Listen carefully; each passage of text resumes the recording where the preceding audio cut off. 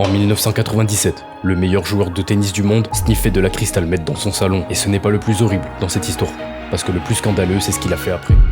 André Agassi, 8 grands chelem, médaille d'or olympique, numéro 1 mondial en 1995 et 2 ans après, il est 141e au classement mondial. Il est divorcé, blessé, perdu. Il est positif à un test antidopage pour la Crystal Meth. Alors l'ATP l'appelle, 2 ans de suspension possible. Fin de carrière garantie, Agassi s'assoit, prend une feuille et il écrit une lettre.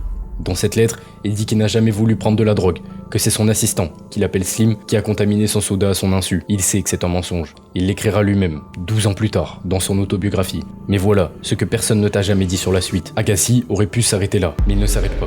Il redescend jouer sur le circuit Challenger, les tournois amateurs devant plus de 200 personnes, lui qui remplissait les stades du monde entier. En 1999, 2 ans après le fond, le gouffre total, il gagne Roland-Garros. Il finit numéro 1 mondial et il complète le grand chelem en carrière. C'est le plus grand comeback de l'histoire du tennis. Il a menti pour survivre et il a survécu pour tout gagner.